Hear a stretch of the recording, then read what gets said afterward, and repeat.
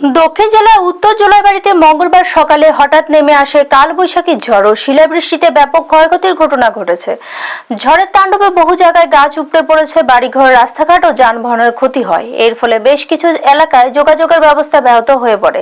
স্থানীয় সূত্রে জানা যায়, পশ্চিম পিলা কলোনি বাজার এলাকায় ক্ষয়ক্ষতির পরিমাণ সবচেয়ে বেশি। অনেক জায়গায় বড় গাছ ভেঙে বাড়ির উপর পড়ছে এবং বৈদ্যুতিক খুঁটি ও তারের উপর গাছ পড়ায় বিদ্যুৎ পরিষেবা সম্পূর্ণভাবে বন্ধ হয়ে যায়। উত্তর জোলাইবাড়ি বাসিন্দা মিঠুন বণিকের বাড়ির উপর একটি বড় গাছ ভেঙে পড়ে, ফলে ঘরটি মারাত্মকভাবে ক্ষতিগ্রস্ত হয়।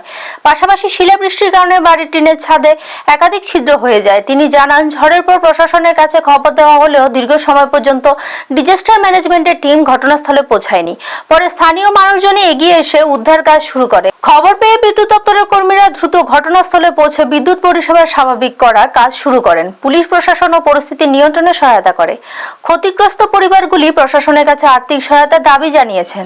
তবে সময়মতো উদ্ধারকারী দল না পৌঁছানোয় স্থানীয়দের মধ্যে ক্ষোভ দেখা দিয়েছে। বর্তমানে এলাকার পরিস্থিতি স্বাভাবিক করতে বৈদ্যুতিক দপ্তর, পুলিশ এবং স্থানীয় বাসিন্দারা যৌথভাবে কাজ চালিয়ে যাচ্ছেন। এখন দেখার বিষয় প্রশাসন ক্ষতিগ্রস্তদের কত দ্রুত সহায়তা পৌঁছে দেয়। ব্যুরো রিপোর্ট, নিউজ তৎকাল 24। প্রথমে আমি মিডিয়া ভাইদের জানাই প্রণাম, অভিনন্দন। গত 26 তারিখ সন্ধ্যার সময় যে শিলাবৃষ্টির ফলে আমার দুইটা বসত ঘর আর একটা রান্নাঘর সবটি জালের টিন একবারে ফুটো জালি হয়ে গেছে। এবং আমার 5টা রাবার গাছ ভেঙে গেছে।